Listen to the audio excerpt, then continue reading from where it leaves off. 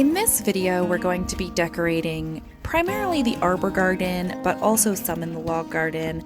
We're just putting little embellishments here and there just to make the garden more unique and eclectic, and a space that really invites you in, little conversation pieces or big ones, just depending on where we're at in the journey. Here I'm putting together a bistro table and chairs. Now I wanted a table to be able to put my coffee down or my tea, to also be able to sit out and journal in the garden, put seeds on, pot stuff up, just to have a space that I can actually use as a table space versus just somewhere to sit, and also to have multiple sitting spaces is really nice. It adds a level of comfortability and invitation to the garden, in my opinion, and I really want that. I am going to have to figure out some kind of shade for this table and chairs because they are going to get very hot and direct sun, and then the metal actually heats up quite a bit. As I was putting it together, after about 20 minutes, I wasn't even able to really touch the pieces to put them together. So it is going to be imperative for me to figure out shade for this table and chairs, whether I use, a big umbrella or maybe even a shade sail. So you may see this table and chairs move around the garden space as I am trying to figure out the space that will work best for that shade, because I do not want to shade out any of the plants in the garden in order to shade the table and chairs.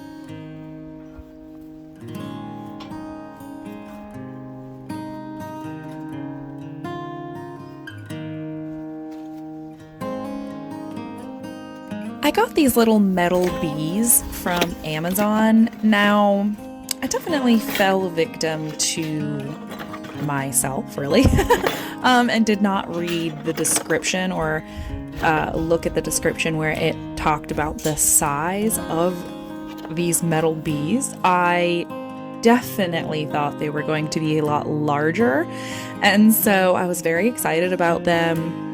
And then they came in, they got delivered, and it was this little teeny box, and I was just like, I feel like this is the wrong item. But then I opened it and I was like, no, that's definitely them. Went back to the description and read the size and found out that they were actually quite small. So I'm not sure where I'm going to end up putting these. Right now I have them over the bistro table, as you can see, and they're really cute, but on this fence they just seem even smaller. So I may find a different spot for these. You may see them move around the garden once again, but they are quite cute.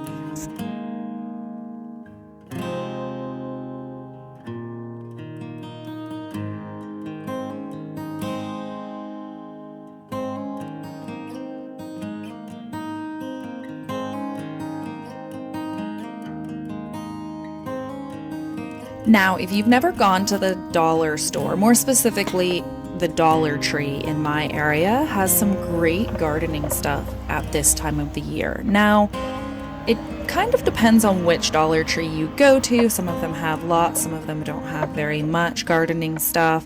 but I get seeds there, as well as they have really cute signs and garden decor.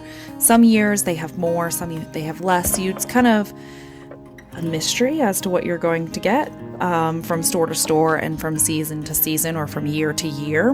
But this year they had these really great pots that go over, it's probably supposed to be for a railing of some sort, but it's going to work really well for this pallet fence that I have, and so I'm putting those along the fence.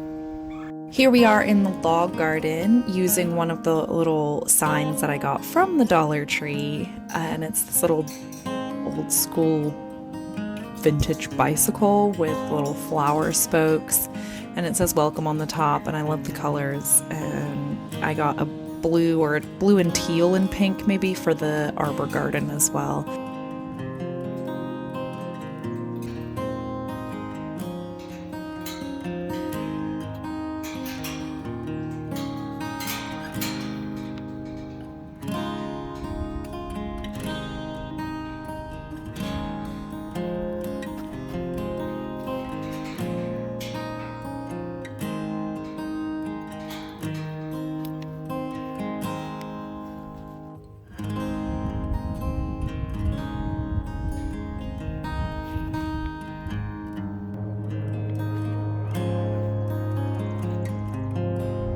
I don't know about you, but I am a lover of all things Twinkle Lights, and so I've wanted to put Twinkle Lights in the, between the arbors in my arbor garden for quite some time, and I finally found some that were a price that I wanted to pay, as well as a size that would match the space.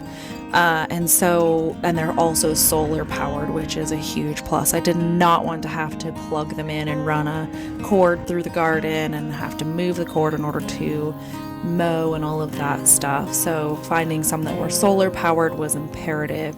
And these just turned out so beautifully, and I'm really excited about them. Now, you may have noticed even in some of the last videos how we have this pallet fence along the back side of the arbor garden, as well as welded wire fencing around both garden spaces. And in the last video, I told you about how my husband did it around the log garden for me, simply because he thought that it was going to make me happy, and because he loves me, and he's also an exceptional human being. And I do absolutely love it, and it did absolutely make me happy, and I wanted to do the same thing for the arbor garden, and so we went ahead and put the welded wire fence around the arbor garden, and I've just been having so much fun with it, and painting the T-posts and all the fun things. Now, at first I started out just painting the tips, like the white tip of the T-post. I'm sure there is a reason and a purpose for the fact that they're painted white. I do not know what that is. They come, from the factory painted white, but I thought it would look really cool if I painted those, different colors. And so we went to get the spray paint, and I chose yellow, kind of a dark pink, teal, and a light pink. And I was painting them. I was really excited about it. My husband was like, "Oh, you went with like Easter colors." And I was just like, "Well, I wasn't, but now that you say something." I'm trying to decide what color to do on the arbors. I love the light pink. The light pink is definitely closer to one of my favorite colors. I don't really have a favorite color, but I really like the light pink, but you can hardly see it. And I want it to pop, so I'm not sure. I'm gonna sit here and look at it for a little while and see if I can decide. I decided to paint the whole T-post and not just the tip of the T-post, and I'm loving the result.